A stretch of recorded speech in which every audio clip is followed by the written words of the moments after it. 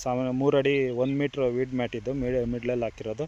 ಈ ಕಡೆ ಬಂದು ಬೀನ್ಸ್ ಕೃಷಿಯಲ್ಲಿ ಸಾಲುಗಳ ಅಂತರವನ್ನು ಗಮನಿಸ್ಬೋದು ಯಾವ ರೇಂಜ್ಗೆ ಇದೆ ಅಂತ. ಈ ಕಡೆ ನೀಲಗಿರಿ ಕಡ್ಡಿಗಳನ್ನ ಹಾಕ್ಕೊಂಡಿದ್ದಾರೆ.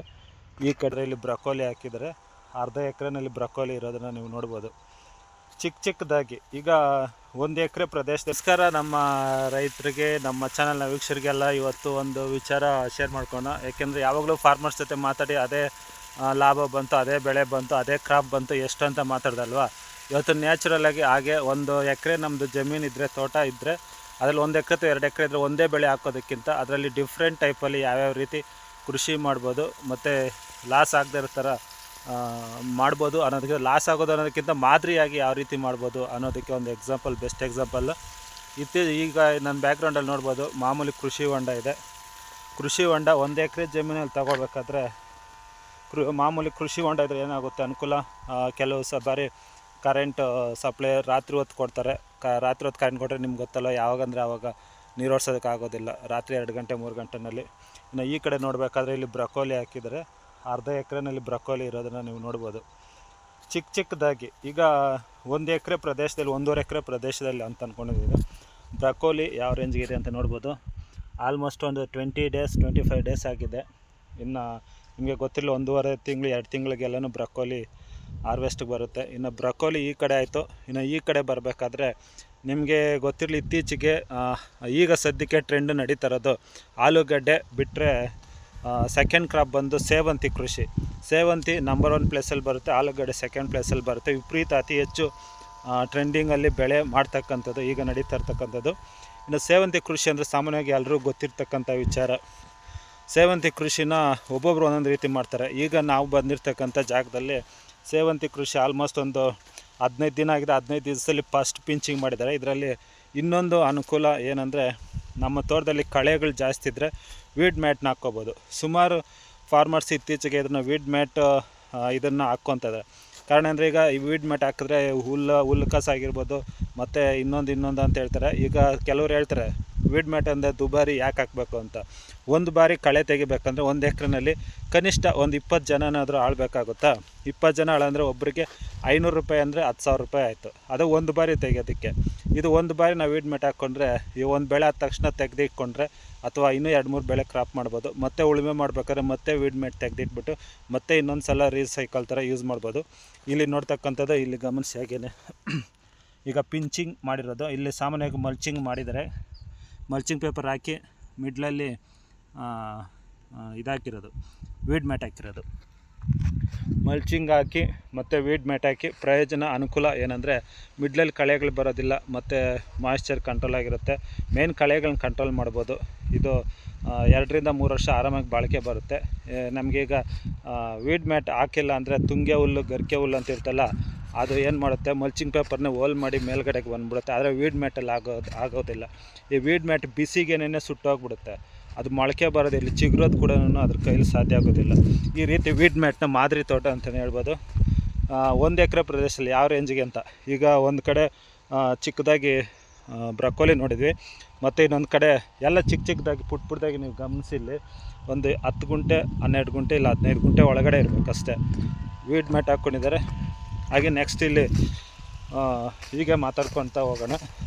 ಈ ಕೃಷಿ ಹೊಂಡಿಂದ ಈ ಕಡೆ ಚಿಕ್ಕದಾಗಿ ಒಂದು 10 ಗುಂಟೆನಲ್ಲಿ ಬೀನ್ಸ್ ಕೃಷಿ ಮಾಡೋದನ್ನು ಗಮನಿಸ್ಬೋದು. ಈ ಬೀನ್ಸ್ ಕೃಷಿ ಹೇಗಿದೆ ಅಂದರೆ, ಬೀನ್ಸ್ ಕೃಷಿ ಸಾಮಾನ್ಯವಾಗಿ ಗೊತ್ತಿಲ್ಲ, ಮೊರಾಲಿಡಾ ಅನಿಸುತ್ತೆ. ವೆರೈಟಿ ಗಿಡ ನೋಡಿದ್ರೆ ಇದು ಮೇ ಬಿ ಮೊರಾಲಿಡಾನೇ ಅಂತ ಅಂದ್ಕೊತೀನಿ. ಈಗ ತಾನೇ ಬಳ್ಳಿಗಳು ಮೇಲ್ಗಡೆ ಹೋಗ್ತಾರೆ, ಅದನ್ನು ನೀವು ಗಮನಿಸ್ಬೋದು ಯಾವ ರೀತಿ ಇದೆ ಅಂತ. ಈಗ ತೋರಿಸ್ತೀನಿ ಈ ಕಡೆಯಿಂದ. ಇನ್ನು ಇದರಲ್ಲಿ ಸ್ಟ್ರಕ್ಚರ್ ವಿಚಾರದಲ್ಲಿ ಬಂದರೆ ನೋಡ್ಬೋದು, 2 ಗೂಟ ಮಾಮೂಲಿ, 2 ಗೂಟ ಯಾವ ರೇಂಜ್ಗೆ ಹಾಕಿದ್ದಾರೆ ಅಂತ. ಕತ್ರಿ ಟೈಪಲ್ಲಿ ಹಾಕಿದ್ದಾರೆ. ಮತ್ತು ಕತ್ರಿ ಟೈಪಲ್ಲಿ ಹಾಕೋದ್ರಿಂದ ಏನಾಗುತ್ತೆ, ಕ್ರಾಪಿಗೆ ಚೆನ್ನಾಗಿ ಗಾಳಿ ವಾತಾವರಣ ಮತ್ತು ಎಲ್ಲನೂ ಆರಾಮಾಗಿರುತ್ತೆ. ಮತ್ತು ಅದು ಫ್ರೂಟ್ ಸೆಟ್ಟಿಂಗ್ ಆಗೋದಕ್ಕೆ ಎಲ್ಲದಕ್ಕೂ ಚೆನ್ನಾಗಿರುತ್ತೆ. ನೋಡಿ, ಬೀಜ ನಾಟಿ ಮಾಡಿರೋದು ಬಂದು ಸಿಂಗಲ್ ಲೈನೇ. ಇನ್ನು ಬಳ್ಳಿಗಳು ಯಾವ ರೇಂಜಿಗೆ ಬರ್ತಿದೆ ಅಂತ ನೋಡ್ಬೋದು. ಇದು ಬಳ್ಳಿಗಳು ಸಾಮಾನ್ಯವಾಗಿ ನೀವು ನೋಡಿ, ಈಗ ಕೆಲವರು ಡಬಲ್ ಲೈನ್ ಮಾಡ್ತಾರೆ, ಕೆಲವರು ಜಿಗ್ಜಾಗ್ ಟೈಪಲ್ಲಿ ಮಾಡ್ತಾರೆ. ಆದರೆ ಇಲ್ಲಿ ಟೊಮೊಟೊ ಆದಮೇಲೆ ಬೀನ್ಸ್ ನಾಟಿ ಮಾಡಿರೋದು. ಈ ಗಿಡಗಳು ನೋಡಿದ್ರೆ ಸಾಮಾನ್ಯವಾಗಿ ಇದು ಮೊರಾಲಿಡಾ ಅಂತಲೇ ಅಂದ್ಕೊಂಡಿದ್ದೀನಿ, ಯಾಕೆಂದರೆ ಫಾರ್ಮರ್ ಇಲ್ಲಿಲ್ಲ. ಮತ್ತಷ್ಟು ಮಾಹಿತಿಗಾಗಿ ನೋಡಬೇಕಾದ್ರೆ ಇಲ್ಲಿ ಸಿಂಗಲ್ ಲೈನ್ ನಾಟಿ ಮಾಡಿದ್ದಾರೆ. ಸಿಂಗಲ್ ಲೈನು ಮತ್ತು ಪ್ರತಿ ಒಂದು ಹೆಚ್ಚು ಕಡಿಮೆ ನೀವು ಗಮನಿಸ್ಬೋದು, ಇಲ್ಲಿ ಅರ್ಧ ಅಡಿಗೆ ಅರ್ಧ ಅಡಿಗೆ ಒಂದು ಗಿಡ ನಾಟಿ ಮಾಡಿದ್ದಾರೆ. ಇಲ್ಲಿ ಹಾಗೆ ಗಮನಿಸಿ ಟೊಮೊಟೊ ಕಡ್ಡಿಗಳು ಸಹ ಇದೆ. ಟೊಮೊಟೊ ಕಡ್ಡಿಗಳು ಲಾಸ್ಟ್ ಆಗಿರೋದು. ಪ್ರತಿಯೊಂದು ಓಲಲ್ಲೂ 2 ಬೀಜ ಮಾಡಿದ್ದಾರೆ, ಗಮನಿಸ್ಬೋದು ನೀವು ಇಲ್ಲಿ. ಪ್ರತಿ ಓಲಲ್ಲೂ 2 ಬೀಜ ಇದೆ. ಬೀಜ ಯಾವುದೂ ಫೇಲ್ಯೂರ್ ಆಗಿಲ್ಲ. ಇದರಲ್ಲಿ ರಂಗೋಲಿ ಹುಳ ಸ್ವಲ್ಪ ಕಾಣಿಸ್ತಾ ಇದೆ. ರಂಗೋಲಿ ಹುಳಕ್ಕೆ ಸಾಮಾನ್ಯವಾಗಿ ನಮ್ಗೆ ಗೊತ್ತಿರ್ಬೋದು, ಕಾಟರ್ಪ್ ಹೈಡ್ರೋಕ್ಲೋರೈಡ್ ಸ್ಪ್ರೇ ಮಾಡ್ಕೊಂಡ್ರೆ ಸಾಕಾಗುತ್ತೆ. ಇನ್ನು ಸ್ಟ್ರಕ್ಚರ್ ವಿಚಾರಕ್ಕೆ ಬಂದರೆ ಸೇಮ್ 2 ಗೂಟ ಹಾಕಿದ್ದಾರೆ ಮತ್ತು 2 ಪೋಲ್ಸ್ ಹಾಕಿದ್ದಾರೆ. ಈ ಪೋಲ್ಸ್ಗಳನ್ನು ಲೆಕ್ಕ ಹಾಕ್ಕೊಳ್ಬೇಕಾದ್ರೆ ಹಾಗೆ ಲೆಕ್ಕ ಹಾಕ್ಬಿಡೋಣ. 1 2 3 4 5, 1 ಹೆಜ್ಜೆ 2 ಅಡಿಗೆ ಅಂದರೆ 5 ಹೆಜ್ಜೆ ಬಂತು. 5 ಹೆಜ್ಜೆಗೆ ಸಾಮಾನ್ಯವಾಗಿ 10 ಅಡಿ ಡಿಸ್ಟೆನ್ಸ್ ಬರುತ್ತೆ. 10 ಅಡಿ ಡಿಸ್ಟೆನ್ಸ್ಗೆ, ಯಾಕೆಂದರೆ ಡಬಲ್ ಫೋಲ್ ಹಾಕಿರೋದ್ರಿಂದ ಅಷ್ಟು ಡ್ಯಾಮೇಜ್ ಆಗೋ ಚಾನ್ಸ್ ಇರೋದಿಲ್ಲ. ಸಿಂಗಲ್ ಫೋಲ್ ಹಾಕ್ಕೊಂಡ್ರೆ ನಿಮಗೆ 5 ರಿಂದ 6 ಅಡಿಗೆ ಒಂದೊಂದು ಫೋಲ್ ಹಾಕ್ಕೋಬೇಕಾಗುತ್ತೆ. ಇನ್ನು ಈ ಕೃಷಿ ಆಗುತ್ತಲ್ಲ, ಇದು ತುಂಬ ಚೆನ್ನಾಗಿ ಬರ್ತಾಯಿದೆ. ಸದ್ಯಕ್ಕೆ 20 ರಿಂದ 25 ದಿನದ ಕೃಷಿ ಅಂತಲೇ ಹೇಳ್ಬೋದು. ಯಾವುದೇ ಬೆಳೆ ಆಗಿರ್ಬೋದು, ಚೆನ್ನಾಗಿ ಬೆಳೆ ಇದೆ ಅನ್ನೋದ್ರಿಂದ ಅವ್ರ ಪರಿಶ್ರಮನೂ ಅಷ್ಟೇ ಚೆನ್ನಾಗಿರುತ್ತೆ. ಸುಮ್ಮನೆ ಬೆಳೆ ಆಗೋದಿಲ್ಲ.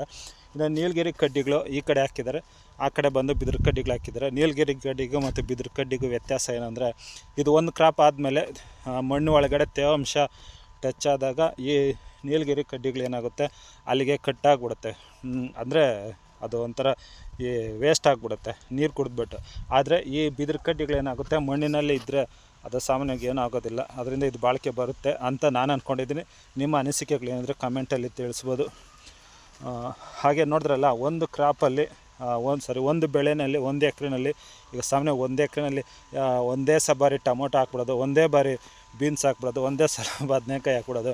ಈ ರೀತಿ ಒಂದೇ ಕ್ರಾಪ್ನೇ ಬೆಳೆದಾಗ ಯಾವುದಾದ್ರು ಒಂದು ಕೈ ಕೊಟ್ಬಿಟ್ರೆ ಮತ್ತೆ ನಮಗೆ 3 ತಿಂಗಳವರೆಗೂ ಆದಾಯ ಅನ್ನೋದು ಇರೋದಿಲ್ಲ. ಅದು ಸುಮಾರು ಫಾರ್ಮರ್ಸ್ಗೆ, ನಮಗೆ ಮತ್ತು ನಿಮಗೆ ಫಾರ್ಮರ್ಸ್ಗೆ ಎಲ್ರಿಗೂ ಅನುಭವಕ್ಕೆ ಬಂದಿರುತ್ತೆ. ಆದ್ದರಿಂದ ಮಾದರಿ ತೋಟ ಅಂತಲೇ ಹೇಳ್ಬೋದು. ಒಂದು ಕಡೆ ಬ್ರಕೋಲಿ ಸಾಮಾನ್ಯವಾಗಿ ಒಂದು 4 ರಿಂದ 5 ವರ್ಷ ಹಿಂದ್ಗಡೆ ಯಾರೂ ಬೆಳೀತಿರಲಿಲ್ಲ. ಆದರೆ ಇತ್ತೀಚೆಗೆ ಬ್ರಕೋಲಿ ತುಂಬ ಜನ ಬೆಳೀತಾ ಇದ್ದಾರೆ, ಹೂಕೋಸ್ಗಿಂತ ಹೆಚ್ಚಾಗಿ. ಈ ಕಡೆ ಬಂದರೆ ಸೇವಂತಿ ಕೃಷಿನಲ್ಲಿ ನೀವು ನೋಡ್ಬೋದು ವೀಡ್ ಮ್ಯಾಟು ಮತ್ತು ಪಿಂಚಿಂಗ್ ಮಾಡಿರ್ತಕ್ಕಂಥದ್ದು. ಈ ಕಡೆ ಬಂದಾಗ ಬೀನ್ಸು, ಮೊರಾಲಿಡ ಕೃಷಿ ನೋಡಿದ್ರಲ್ಲ. ಈ ರೀತಿ ಮಾದರಿ ತೋಟ ನೀವು ಅಷ್ಟೇ 1 ಎಕರೆ 2 ಎಕರೆ ಇದ್ದರೆ ಈ ರೀತಿ ಡಿಫ್ರೆಂಟ್ ಆಗಿರೋ ಕ್ರಾಪ್ಸ್ನ ನಡ್ಕೊಂಡು ಒಂದರಲ್ಲಿ ಕೈ ಕೊಟ್ಟರು ಒಂದರಲ್ಲಿ ಸಕ್ಸಸ್ ಆಗುತ್ತೆ. ನೋಡಲ್ಲ, ಮತ್ತಷ್ಟು ಮಾಹಿತಿಗಾಗಿ ಇದೇ ರೀತಿ ಭೇಟಿ ಆಗ್ತಾರೋಣ, ಸಿಗೋಣ ಹಾಗೆ ಮುಂದಿನ ವಿಡಿಯೋದಲ್ಲಿ. ಈ ವಿಡಿಯೋ ನಿಮಗೆ ಇಷ್ಟ ಆಗಿದರೆ ಲೈಕ್ ಮಾಡಿ, ಶೇರ್ ಮಾಡಿ. Thank you. ನಮಸ್ಕಾರ.